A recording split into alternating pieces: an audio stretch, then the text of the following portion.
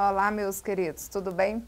Sejam bem-vindos à Vestcom. Meu nome é Marielle, sou professora de Direito Administrativo e nós iremos trabalhar nesta aula de hoje a Lei de Improbidade Administrativa, Lei 8429 de 1992.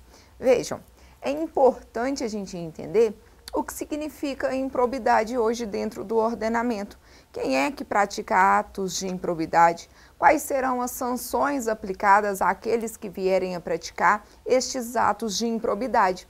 Mas é importante, primeiro, você saber que improbidade é o termo técnico dado à corrupção. Quando eu falo em condutas de corrupção, condutas corruptivas, é o mesmo que eu falar em atos de improbidade administrativa. É isso mesmo. E hoje nós sabemos que dentro da administração pública, infelizmente, existem aqueles que praticam atos de corrupção. E por isso, consequentemente, eles serão punidos por improbidade administrativa. Improbidade é sinônimo de desonestidade, de condutas desonestas, condutas imorais. E aí o legislador brasileiro chegou à conclusão de que havia a necessidade de elaborar uma lei que fosse punir exatamente estes atos de improbidade. Daí, em 1992, foi criado pelo Legislativo do nosso país a Lei 8429, que trata aí dos atos de improbidade e, consequentemente, das penalidades que serão aplicadas àqueles que vierem a praticar estes atos. E é isso que nós vamos aprender no nosso curso de improbidade administrativa. Qual é o procedimento, quem é que julga, qual é a natureza dos atos de improbidade, quais são os agentes que vão praticar estes atos, sujeitos ativos, sujeitos passivos, tudo isso nós iremos aprender neste curso, tudo certo? Bom, então vamos lá começar a falar primeiro a respeito dos elementos constitutivos do ato de improbidade administrativa. Nosso primeiro tema aqui será sujeito ativo e sujeito passivo. Quem são aqueles que praticam os atos de improbidade administrativa, chamados sujeitos ativos? Então, coloque aí no seu caderno. Deixe-me só fazer uma observação importante aqui, bem rapidinho. É importante que tudo o que eu vier a falar, você faça as anotações no seu caderno. Por quê? Na semana de prova, 15 dias antes da prova, claro que você não tem tempo de ler um livro a respeito de improbidade administrativa, às vezes não tem tempo de ler a própria lei, embora seja uma lei bem pequena, bem curta. Mas as suas anotações, a leitura é muito rápida. Aquilo que a gente anota, a leitura ela é muito dinâmica, ela é muito rápida, a gente fixa aquilo com muita facilidade. Então eu peço com muito carinho, façam as próprias anotações. Durante as nossas aulas, tenha aí caneta e caderno nas mãos. Caso, seja necessário, dê pausa no vídeo, faça as anotações direitinho, depois dê continuidade, beleza? Então vamos lá começar a falar a respeito do sujeito ativo do ato de improbidade. Quem é que pratica, então, atos de improbidade administrativa? Olha só. Quando eu falo sujeito ativo do ato de improbidade, é aquele que vai praticar os atos de improbidade administrativa, aquele que vai realizar a conduta desonesta. Bom, então sujeito ativo, primeiro, são os agentes. Agentes públicos é que são sujeitos ativos do ato de improbidade. E aí eu te pergunto, quem são agentes públicos hoje dentro do ordenamento? Quem são considerados agentes públicos? Ora, agente público, eu sei que é o gênero, é toda e qualquer pessoa que preste função pública, que realize atividade administrativa, seja de forma direta, seja ligado diretamente à administração, de forma remunerada ou não, por tempo determinado ou indeterminado. Então, sujeito ativo do ato de improbidade, primeiro são os agentes públicos. E quem são esses agentes públicos? Toda e qualquer pessoa que realize função pública. toda e qualquer pessoa que preste atividade administrativa, de forma remunerada ou não, por tempo determinado ou indeterminado. Vamos colocar isso aí no seu caderno? Olha lá. Então, sujeito ativo, façam o seguinte, puxem uma setinha aí, deixe-me pegar a caneta aqui. Olha lá, sujeito ativo primeiro são os agentes públicos. Bom, e aí nós temos que saber quem são esses agentes públicos. Puxem outra setinha aí, não vou colocar aqui porque o espaço é pequeno, mas no seu caderno você vai colocar, volta aqui para mim, por favor, no seu caderno você vai colocar, primeira espécie de agentes públicos são os agentes políticos. Quem são considerados agentes políticos hoje? Aqueles detentores de poder dentro do país. Quando eu penso em agentes políticos, são aqueles que possuem o poder de mando, o poder de comando. Em outras palavras, aqueles que possuem o poder da caneta mesmo na mão, o poder da assinatura. Nós podemos pensar dessa forma. Não interessa como que se deu a posse nestes cargos para ser considerado um agente político. Por que eu estou falando isso? Sempre que a gente pensa em agente político, nós pensamos naqueles que tomaram posse por meio de eleições. A gente sempre associa política com eleições. E agentes políticos são detentores de poder dos três poderes, seja da esfera executiva, seja legislativa, seja judiciária. São considerados, então, agentes políticos hoje na esfera executiva, no poder executivo, presidente da República, governadores e prefeitos. Em âmbito legislativo, senadores, deputados federais, deputados estaduais e vereadores. Só que também são considerados agentes políticos os membros da magistratura, os juízes e, além disso, promotores, membros do Ministério Público e os membros dos tribunais de contas. Vejam que promotores e juízes, eles tomam posse no cargo por meio de concurso público e não por meio de eleições. E mesmo assim são chamados de agentes políticos. STF se manifestou e disse: olha, eu considero agente político pelo poder de decisão que é atribuído a estes agentes, pelo poder que eles possuem de tomarem decisões que irão aí ter influência sobre toda a sociedade. Estes, então, são os agentes políticos e, consequentemente, poderão ser sujeitos ativos dos atos de improbidade administrativa. Dentro de agentes públicos, nós ainda temos aqueles chamados servidores, servidores estatais. E quem são servidores estatais?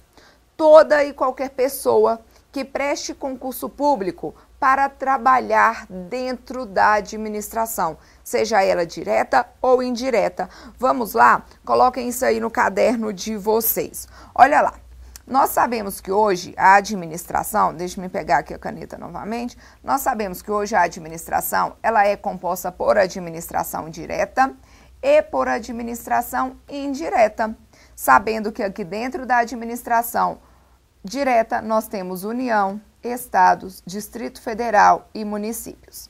Dentro da administração indireta, nós encontramos as autarquias, as fundações públicas, empresas públicas e sociedades de economia mista. Bom, quando eu falo da categoria servidores estatais, eu tenho que entender quem são estes servidores estatais. Olha lá, toda e qualquer pessoa que prestar concurso público para trabalhar dentro destas pessoas aqui, destas 8 pessoas, esses 8 entes aqui, serão chamados de servidores estatais. Agora eu tenho que saber, eu tenho que entender como que estes servidores estatais vão se subdividir. Por quê? Os servidores estatais, eles podem ser chamados de servidores públicos e eles podem ser chamados de servidores de entes governamentais. E aí agora a gente vai aqui com um pouquinho de paciência para entendermos esses conceitos. Nós sabemos que a União, os estados, Distrito Federal, municípios e autarquias são pessoas jurídicas de direito público. Pessoas jurídicas de direito público, e volta aqui comigo, por favor. Olha lá, pessoas jurídicas de direito público que, quando da promulgação da Constituição Federal, puderam fazer a opção por qual regime os seus servidores seriam regidos. Então, quando houve a promulgação da Constituição vigente hoje, a Constituição ela determinou o seguinte: pessoas jurídicas de direito público da administração façam a opção por um regime. Ou os seus servidores serão regidos por um estatuto, ou os seus servidores serão regidos por CLT. Então, as pessoas jurídicas de direito público optaram ou por estatuto ou por CLT. O importante é que o regime fosse único. Por exemplo, no âmbito da União, não haveria a possibilidade de ter alguns sendo regido por estatuto e outros sendo regido por CLT. O regime deveria ser único. E aí esses entes, então, fizeram a opção. União, por exemplo, fez a opção por estatuto. Temos aí a Lei 8.112 de 1990. Os estados fizeram a opção por estatuto, Distrito Federal também. Municípios ficaram aí divergentes, né? Alguns fizeram a opção por estatuto, outros fizeram a opção por CLT. E as autarquias a mesma coisa. Algumas fizeram a opção por estatuto e outras fizeram a opção por CLT. Bom, meus queridos, então agora a gente tem que entender que aquele que presta concurso público para trabalhar dentro da administração é chamado de servidor estatal. Se vai trabalhar nas pessoas jurídicas de direito público, é chamado de servidor público. Só que eu sei que essas pessoas jurídicas de direito público, elas podem ser estatutárias ou elas podem ser seletistas. Se são estatutárias, aquele que ali dentro vai trabalhar será chamado servidor público titular de cargo. Se é seletista, aquele que vai trabalhar ali dentro será chamado servidor público titular de emprego. Vamos voltar aí para o nosso quadro. Olha só. Então, estas pessoas aqui são pessoas jurídicas de direito público. Quem vai trabalhar aqui dentro serão chamados servidores públicos, mas serão servidores públicos titulares de cargo se a pessoa fez a opção por estatuto, ou serão chamados servidores públicos titulares de emprego, ou também empregados públicos, se a pessoa fez a opção por CLT. Então, aqui a gente não pode esquecer que essas pessoas, elas fizeram a opção ou por estatuto ou por CLT. O importante é que o regime fosse único. Bom, e aí o que acontece com essas outras pessoas aqui da administração? Fundações públicas, claro que as fundações públicas de direito privado, porque eu sei que se for fundação pública de direito público se assemelha às autarquias, tem tratamento de autarquias. Mas as fundações públicas de direito privado, as empresas públicas e as sociedades de economia mista não tiveram a opção de fazer a escolha por estatuto ou CLT. Elas não puderam fazer a opção porque são pessoas jurídicas de direito privado. Sendo pessoas jurídicas de direito privado, obrigatoriamente tiveram que seguir o regime de CLT. Então, sendo pessoas jurídicas de direito privado, obrigatoriamente elas, desde o início, foram e continuam sendo seletistas. Sendo assim, quem trabalha aqui dentro destas pessoas aqui são chamados servidores de entes governamentais. Então, olha lá, os servidores estatais hoje, repetindo agora só para a gente fechar essa ideia, servidor estatal é aquele que vai trabalhar dentro da administração direta ou dentro da administração indireta por meio de concurso público. Se a pessoa presta concurso para trabalhar em uma pessoa jurídica de direito público, será chamado servidor público. Se essa pessoa jurídica de direito público é regida por estatuto, servidor público titular de cargo, porque só estatuto que faz previsão de cargo. Se essa pessoa jurídica de direito público, ela é regida por CLT, a gente sabe que CLT faz previsão de emprego e não de cargo. Então, a pessoa será chamada servidor público titular de emprego. Se vai trabalhar em uma das pessoas jurídicas de direito privado da administração, aí nós iremos chamar de servidores de entes governamentais. Bom, estes servidores estatais, então, sendo eles servidores públicos titulares de cargo, de emprego, servidores de entes governamentais, eles também são considerados agentes públicos e podem ser sujeitos ativos do ato de improbidade. Podem praticar, sim, atos de improbidade, atos de desonestidade, de corrupção administrativa e por isso serão punidos e nós iremos ver quais são essas punições. Então nós já vimos aí os agentes políticos dentro da categoria aqui de agentes públicos. Então olha lá, vou pôr pequenininho aqui, nós vimos os agentes políticos, vimos os servidores. Além disso, também serão considerados aqui aqueles titulares de cargos comissionados. Volta aqui comigo, olha lá, quem são os titulares de cargos comissionados? Ora, são aqueles que ocupam hoje na estrutura da administração os cargos de confiança. São cargos de livre nomeação e de livre exoneração. Estes também se enquadram na categoria de agentes públicos e poderão praticar atos de improbidade. Além disso, nós temos também os temporários. Bom, e aí quem são estes temporários considerados agentes públicos? A Constituição Federal, ela determina o seguinte: é possível admitir agentes temporários nos casos de serviços de urgências, serviços relevantes, de excepcional interesse público. Então, hoje a administração, em determinadas situações, ela poderá contratar temporários. Por que em determinadas situações? A regra é concurso público. Admitir hoje pessoas dentro da administração tem que ser por concurso público. Essa é a regra. Existem algumas exceções, claro. Por exemplo, mandatos eletivos são eleitos pelo povo, não é por meio de concurso público. Os cargos comissionados, livre nomeação e livre exoneração.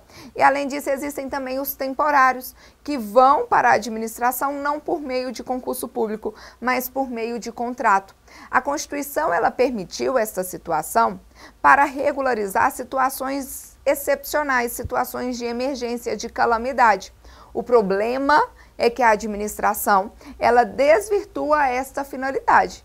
Hoje nós sabemos que existem aí pessoas dentro da administração com contrato temporário por 5, 10 anos. Existem pessoas que estão na administração há muito tempo como temporário. O que ocorre com esses temporários? Qual é a finalidade destes cargos temporários? Para regularizar situações de calamidade hoje dentro do nosso país. Suponhamos que houve um município que as chuvas deixaram vários desabrigados. Então, determinado município, a chuva veio muito forte, várias pessoas ficaram desabrigadas, enfim, o município está uma bagunça total, situação de calamidade. É claro que o estado daquele município, ele não tem tempo de realizar concurso público para a contratação de um quadro maior de bombeiros. Então, aqueles bombeiros, eles não estão conseguindo realizar todos os serviços devidos. É necessária a contratação de mais bombeiros. Como é uma situação excepcional e não há tempo de realizar concurso público, a administração pode contratar temporariamente até se restabelecer aquela situação. A hora que restabelecer, aquele contrato deve cessar. Mas não é isso que ocorre hoje dentro da administração. Infelizmente, a administração ela está desvirtuando a finalidade destes contratos temporários e perdurando aí por um longo período de tempo sem nenhuma situação excepcional, sem nenhuma situação de calamidade. Mas o importante é a gente saber que aqueles que exercem, então, contratos temporários, os chamados temporários, eles também são considerados agentes públicos e poderão praticar atos de improbidade administrativa. Bom, e aí, por último, nós temos aqui, dentro da categoria de agentes públicos, os colaboradores, aqueles que exercem função pública, que exercem atividade administrativa por meio de colaboração. Quem são essas pessoas que exercem atividade por meio de colaboração? Ora, podem ser tanto os voluntários, quanto aqueles que foram convocados compulsoriamente pela administração, quanto os delegados de serviço público. Primeiro, então, são considerados colaboradores de modo voluntário aquelas pessoas que querem exercer uma atividade dentro da administração. Elas mesmas se oferecem para realizar uma função pública. E o melhor exemplo, os amigos da escola. Amigos da escola não são pessoas que querem ir lá para as escolas, ajudar as crianças nas atividades, enfim, desenvolver atividades dentro da escola. Estes são colaboradores de modo voluntário, trabalham voluntariamente, não recebem nada por isso, a administração não obrigou, não convocou, e também são considerados agentes públicos, podendo praticar atos de improbidade administrativa. Além disso, nós temos também aqueles colaboradores de modo compulsório, que a administração ela chama, ela determina que venha trabalhar, que venha prestar um serviço público. Quais são essas pessoas? Por exemplo, os mesários no dia das eleições. Eles são colaboradores de modo compulsório. Se você é convocado, no dia da eleição não poderá simplesmente levantar e falar: nossa, hoje eu estou com preguiça, não vou, embora eu tenha sido convocado, não vou participar das eleições. Essa opção não existe. Caso você venha fazer isso, será penalizado, com certeza. E além disso também, nós temos aí aqueles que são os delegatários de serviço. Delegatários são os que prestam serviço para a administração por meio de contrato. Lembram das concessionárias, permissionárias de serviço? Por exemplo, empresas de ônibus que prestam aí serviço de transporte público por meio de um contrato de concessão. Estes também serão considerados agentes públicos. Pessoal, então nós vimos aqui a primeira classificação daqueles que podem praticar atos de improbidade. São chamados sujeitos ativos. São todos os agentes públicos, toda e qualquer pessoa que preste função pública. Além dos agentes públicos, nós temos aqui também os particulares. Olha lá, temos os particulares que poderão ser sujeitos ativos do ato de improbidade quando se beneficiarem diretamente do ato de improbidade praticado pelo agente público. Então, eu sou amiga de uma servidora pública, ela praticou um ato de improbidade, se beneficiou e eu me beneficiei também. Quando o particular ele se beneficia daquele ato de improbidade que foi praticado pelo agente público, ele também responderá por improbidade administrativa, tá certo? Então, esses são os sujeitos ativos, aqueles que praticam atos de improbidade administrativa. Agora, nós vamos ver aí a segunda categoria, vamos voltar lá. Deixa-me achar a borracha aqui.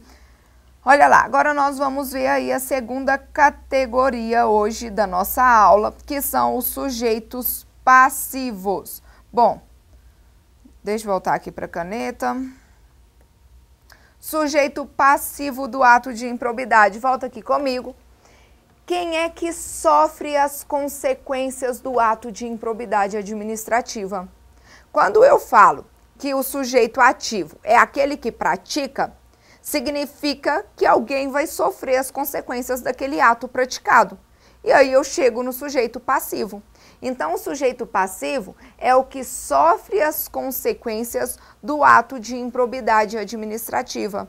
E aí, dentro aqui de sujeito passivo, nós vamos ter, então, primeiro, as pessoas da administração direta, as pessoas da administração indireta, as entidades fundacionais.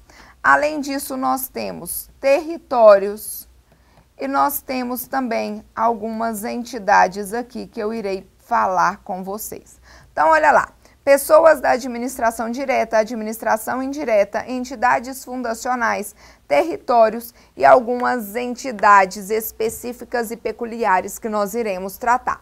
Volte aqui comigo. Quem é que pode sofrer, então, os efeitos do ato de improbidade? Primeiro, pessoas da administração direta, União, Estados, Distrito Federal e municípios.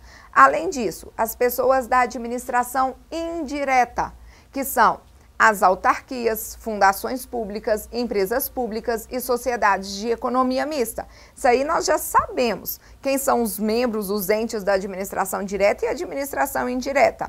A lei, ela também fala das entidades fundacionais, e aí aqui a gente pode lembrar daquelas fundações públicas de direito público, porque quando eu falo administração indireta, autarquias, fundações, empresas públicas e sociedades de economia mista, essas fundações aí, às quais a Constituição Federal faz referência, são as fundações públicas de direito privado. Então, por isso que a Lei 8429 ainda trouxe em separado essa outra espécie de fundação, que são as fundações públicas de direito público.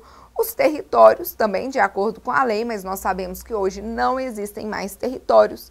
E, além disso, aquelas entidades que o erário haja concorrido ou concorra com mais de 50% de sua renda ou de seu patrimônio para criação ou custeio. Então, entidades que o erário, e o que é o erário? São os cofres públicos, que o dinheiro público. Então, aquelas entidades existentes hoje, que os cofres públicos haja concorrido ou concorra com mais de 50% do seu patrimônio ou da sua receita anual para criação ou custeio, também poderão sofrer as consequências do ato de improbidade. São consideradas sujeitos passivos. Também são considerados sujeitos passivos as entidades que o erário haja concorrido ou concorra com menos de 50% da sua receita ou do seu patrimônio para criação ou custeio. E, por último, também são considerados sujeitos passivos entidades que recebam benefícios ou incentivos fiscais ou creditícios. Essas entidades aqui, nós podemos lembrar, por exemplo, dos sindicatos. Sindicatos recebem aí recursos públicos, então eles podem ser sujeitos passivos dos atos de improbidade administrativa. Também podemos lembrar das organizações do terceiro setor. SESC, SESI, SENAI podem ser sujeitos passivos, podem sofrer os atos de improbidade administrativa. Então, não se esqueçam, todas essas pessoas que eu falei com vocês poderão sofrer as consequências do ato de improbidade administrativa praticado por um agente público, tudo certo? Bom, meus queridos, e aí por último eu coloquei aí na tela para vocês, olha lá, uma observação em relação aos herdeiros. Os herdeiros, os sucessores, eles respondem, eles podem ser sujeitos ativos do ato de improbidade, eles vão responder por atos de improbidade ou não. A Lei 8429, ela diz o seguinte, olha, os herdeiros daquele que praticou o ato de improbidade administrativa, ele não será sancionado. Ele não será penalizado pelas sanções previstas na Lei 8429. Ele não será sancionado por todas as sanções. No entanto, financeiramente, patrimonialmente, ele vai responder até o limite do valor da herança.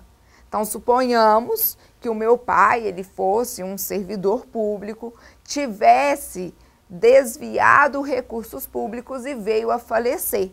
Eu sou herdeira, eu sou sucessora. Vou responder pelos atos de improbidade praticados por ele? Patrimonialmente, financeiramente, sim, até o limite do valor da herança. Suponhamos que ele desviou 500 mil reais e ficou para mim 300 mil reais de herança. Então, eu respondo pelos 500 mil ou por 300 mil? Eu respondo até o limite da herança que eu recebi, 300 mil. Os outros 200 mil, o herdeiro, ele não será responsabilizado por isso, tá certo? Tudo bem? Beleza? Então, a gente encerra aqui o nosso primeiro bloco e aí na aula seguinte daremos continuidade ao estudo dessa lei. Eu aguardo vocês e até mais.